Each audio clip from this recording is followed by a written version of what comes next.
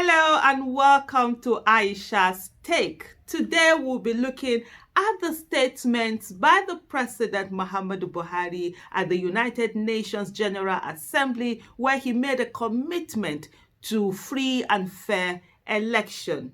And I'll tell you something, this is the first time that Aisha Yusufu, I'm actually believing Buhari. Yes, since he got into office, first time he's saying something, I'm like, he's ready to do it. One of the things that we all have to understand is the fact that Buhari does things that are good for Buhari, not for any other person, not for country, not for even his family, but just for himself. He has that much of self-absorbed interest, selfishness. And so for me, it's always about anything that you want him to do, you must make him understand the personal value to him, for him to put his heart to it. And if there's anything that gives Muhammadu Buhari personal value and personal gratification and personal advantage, it's actually to ensure there's a free and fair, credible election, and that someone emerges. And the better for him if it's someone that is actually not from his party, because he needs something to brag with. He has nothing to be able to brag with, so he needs that bragging right to be able to say, I'm the one who signed in the electoral bill, which is fantastic. I remember doing a video the day that the president signed that bill, the 2022 electoral bill. I did a video to the president and I say, Mr. President, chop knuckle, chop knuckle, chop knuckle, you've done something great. And for me, it's always about, what is anybody doing for Nigeria? That's all I'm concerned about. I don't care about you or whatever. You can be doing all sorts of things. When you do the thing right, I'm going to give you chop knuckle. When you don't do it right, hey, you're going to hear my big mouth on the issue. And so, first of all, the president signing the Electoral Act.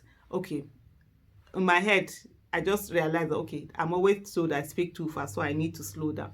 So first of all, the president signing the Electoral Act, it's amazing. It's just a game changer. And as we go into the 2023 election, it's one of the things that is really going to change the whole electoral permutations, and that this is what has given people so much power.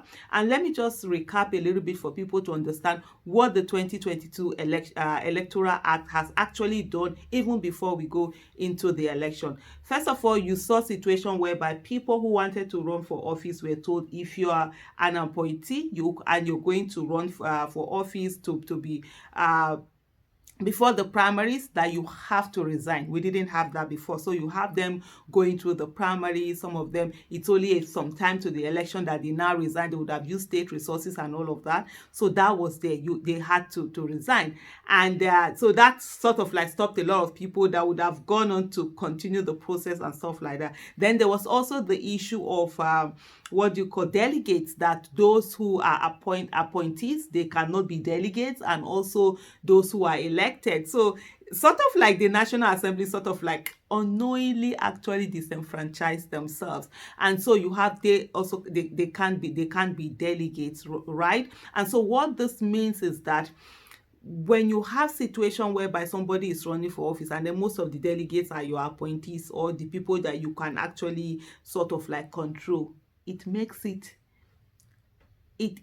doesn't make it such good, because there's already a power, undue influence, on those delegates who are appointees. So that sort of like removed it. So these are some of the benefits that we've gotten even before we go into the 2023 before even the 2023 election itself. Another thing also that we've gotten with the new Electoral Act is that there's now a long time between where candidates are declared, where we find out who are where primaries are concluded, and then when election happens. Normally, primaries are not concluded until around 3 months or thereabout to election. And so you find out that, primaries are concluded, in no time voting takes place, and that's it. But right now there's a longer time, and so this longer time gives people opportunity to be able to do different things, and that's part of the things that we're seeing right now. And one of also the most critical thing that it has enabled people to do is to see who are the candidates, and also to give some people sort of like that encouragement to go and get their permanent voters card, to go and register to vote. So that people who have never bothered about the electoral process, saying, oh, the kind of people they see, they don't like them, they now have a chance. When they see candidates that they like, they have opportunity to be able to actually go in and register, go in and register, and they still be able to participate in the election, other than before that say, oh, I would have loved to vote so and so person, but hey, there's no time to get my voters card. So that's another thing also that has come from the electoral act that the president has signed. And so the president has that as a bragging power, and I'm sure he has realized what it is. If we're able to get good, free and fair, credible election, you understand, and it's Buhari that has enabled Nigeria to be able to get this, I tell you, it's going to be massive over the years. As we go on, his atrocities will be reducing. You always remember that, oh well, Buhari gave us a new electoral act. The electoral act is not perfect. There are a lot of things that need changing, and as we go on subsequently, but at least it's a huge, compared to where we were before, it's a huge advantage. It's a huge achievement that has been done, and many people stayed on it. And I also, at this junction, want to also remind you that there are many people who say that the electoral act will not be signed by Buhari. So when people are telling you, and these are people who call themselves experts, they told you it won't happen. When people are telling you that certain things will happen, don't listen to them. Just you follow. What is in your control is what's not the result per se, but your effort. So put in the effort for that great thing that you want to see, and don't listen to anybody who is telling you that, oh, it cannot be achieved. Remember what Nelson Mandela said, that it's impossible until it's done, and the moment it's done, it's no longer impossible, it becomes possible. But before it's done, everybody will come with their expert advice on why it will not be possible. So don't listen to them. So we've had a lot of great things happening because of the electoral act that was signed by President Muhammadu Buhari. And so he, of course, he's seeing what legacy it is. And as it is right now, the one place where he can really have a legacy, it's actually in terms of the election. So if he's able to have that credible election, that will be something. But before we go on, let me just let's listen to the voice of the president himself and the exact words that he's saying. In the Gambia, we helped to guarantee the fast democratic transition since independence. In Guinea-Bissau, we stood by the democratically elected government when it faced mutiny. And in the Republic of Chad, following the tragic death of its president, the late Idris Deby Itno, in the battlefield, we joined forces with its other neighbors and international partners to stabilize the country and encourage the peaceful transition to democracy, a process which is ongoing. We believe in the sanctity of constitutional term limits, and we have steadfastly adhered to it in Nigeria. We have seen the corrosive impact on values when leaders elsewhere seek to change the rules to stay on power. Indeed, we now are preparing for general elections in Nigeria next February. As the 78th Anga, there will be a new face at this podium speaking for Nigeria. Ours is a vast country, strengthened by its diversity and its common values of hard work, enduring faith, and a sense of community. We have invested heavily to strengthen our framework for free and fair elections. I thank our partners for all the support that they have provided our elections. As president, I have set the goal that one of the enduring legacies I would like to leave is to entrench a process of free, fair, and transparent, credible election through which Nigerians elect their choice. Mr. President, the multiple challenges that face us are truly interconnected and urgent. I think I will stop there. And so that's it. You heard it from the president himself. And if you see the part where I was raising my hand, it's the part where the president was saying that by next year, God willing, the 78th, I think he said, United Nations General Assembly, that it's going to be another president. Okay, now. May God let us live to see that day. We're 8 years of Buhari. Hey, disastrous disaster. Anyway, let me come back to the analysis that I'm doing. And so this is what the president himself have said. And honestly, like I said earlier, for the first time, I really believe Buhari in this. And I've been saying this a lot of time, that look, one of the things about this election, as we go into this election, is the fact that the factor of incumbency, it's not there. So what we have is that the president is not running for a second term. And the president is somebody who everything has to be about him. If it's not about him, he's not interested. If he's not gaining from it, he's not interested.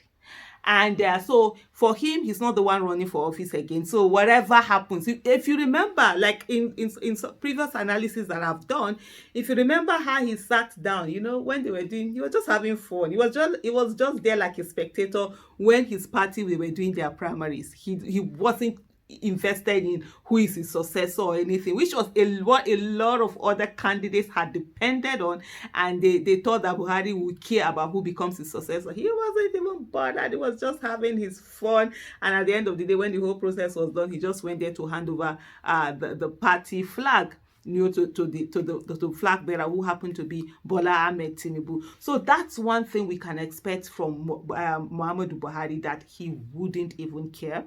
So that's a huge advantage, right? And so he's not going to try to use the state machinery to rig election in favor of his party, because he wouldn't even be bothered. So that gives more of a level playing ground, you understand, for everybody to have. So that helps with that level playing ground. Another thing also is the fact that the president right now is eager to have a legacy. I'm sure it's now dawning on him that he has less than a year to leave office. How many months? So we are in September. No, this is September, right? September, we have October, November, December, January, February, March, April, May. In 8 months, 8 months and a few days, the president has to leave office. So I'm sure it's dawning on him right now that he really doesn't have a legacy other than the legacy of terror, legacy of fear, legacy of injustice, legacy of poverty, legacy of lack of development, legacy of ASU strikes, students staying at home, legacy of indifference, legacy of every negative thing that you can think about. That's the legacy that he has right now. So he needs something that he can do within this 8 months that he has in office to be able to have something. Definitely he knows there's no project he's going to embark on that will mean anything. I mean, 8 months, there's no project that you're going to do within the next 8 months that will really mean anything. So what is it that he's going to do, begin to do what? So the best cause for him to be able to have something that he can hold on to and be able to say that this is a great legacy I did for Nigeria would be for him to have free, fair, credible election. And so that is something that, so he has already started with the 2022 Electoral Act. So that's also something that he would want to be able to hold on to. He would want to be able to say, yes, I was able to do this thing. And so the president, as much as possible, is going to try to make that really happen. So that's something that I think is going to also be advantage as we go into the election. So you won't see the president trying to maneuver anything. And this is me thinking, a lot of times I do think about crazy ideas, and I look at certain issues, and people like, oh, Aisha, you're crazy the way you think. But somehow these things, they come true, because I just try to. For me, my mind works in different ways. So I will look at this scenario, look at that scenario, look at this scenario. And I'm thinking, really, you understand, Buhari might be the kind of person, because he's so desperate to have his name in sort of like written in gold that he's not deserving of. He really would want a situation whereby an outflyer comes in and wins the 2023 election will be something that Buhari will brag with. So, for example, Peter Obi wins the 2023 election. It's something that they will not be saying that, yes, I was the one that gave the enabling environment for somebody whom nobody thought was going to win, came to win the election. I'm the one that gave them enabling. I can see Buhari in that his voice saying, the election, they didn't, nothing in Nigeria, election has not been free and fair. But for the first time I came, and then I was able to give them good electoral act. And you know what they did with this electoral act? The people were able to have a voice, and these people, they used this voice, and they were able to use the opportunity for them to be able to elect somebody, and that is why Peter Obi came into office. Please write in the comment box. How do you think it's my imitation of him? I actually do a bit of imitation of people. They sound good to my ear, but I don't know whether it actually is good. I can see him literally, using that to say that it was something that he did. So, and I think that is such an advantage for the Nigerian people, knowing fully well that if the state, the government in power is not going to try to maneuver and wrongfully or corruptly use the state machineries to disenfranchise people. So that's something. So that's why for me, I don't see him like himself trying to make INEC do certain things, one thing or the other. The other candidates might.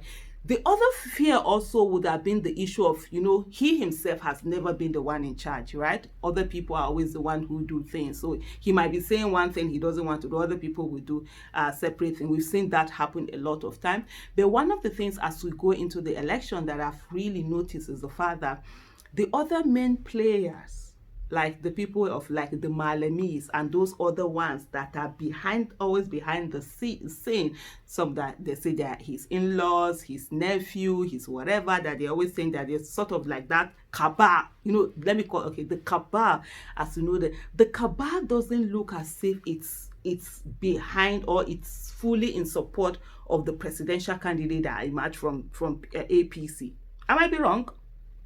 Absolutely wrong. These are just permutation. I don't have statistics, but these are what I see, when you look at what is on ground. So the cabal doesn't look as much as if it is behind the APC candidate here.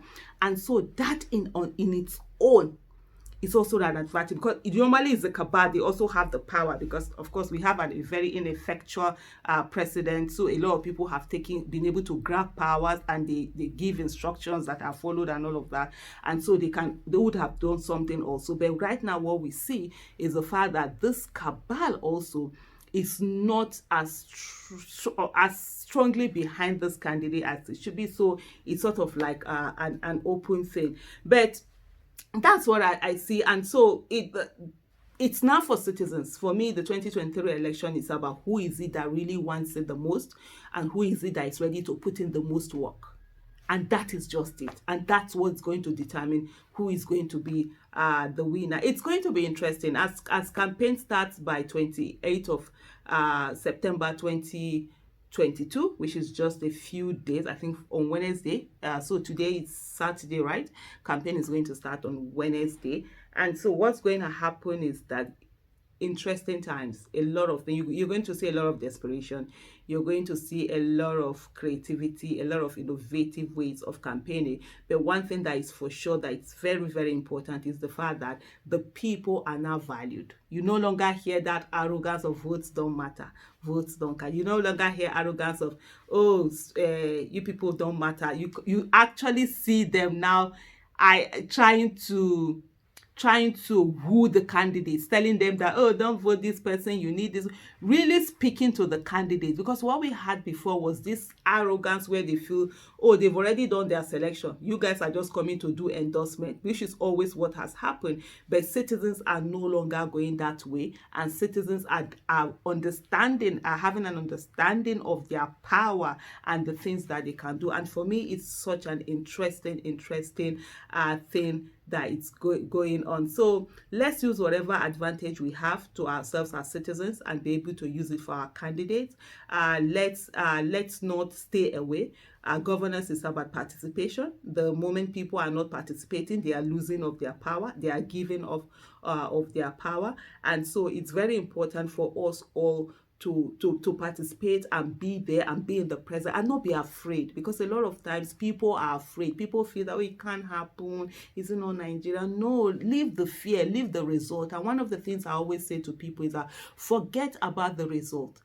Don't focus on what February, when the results are being called. It's not in your control. What is in your control is what actions are you taking right now. What are the things that you're doing right now? That is what is most important, and that is what we should all be focused on. So be more focus on what is happening right now. What is it that you're doing? What are the efforts that you can put in? What are the different things that you can do for there to be the best candidates being imagined as the winners of the 2023 election, so that the whole nation wins? So for the president, who is the best candidate that should emerge? For governor, your governor, who is the best candidate? For National Assembly, who are the best candidates? For state houses of assembly, who are the best candidates? These are the people that you should be focused on and getting them into office for us to begin to have that country that works for every one of us. Thank you so much for listening to me. This has been Aisha's Take, and if you have any issue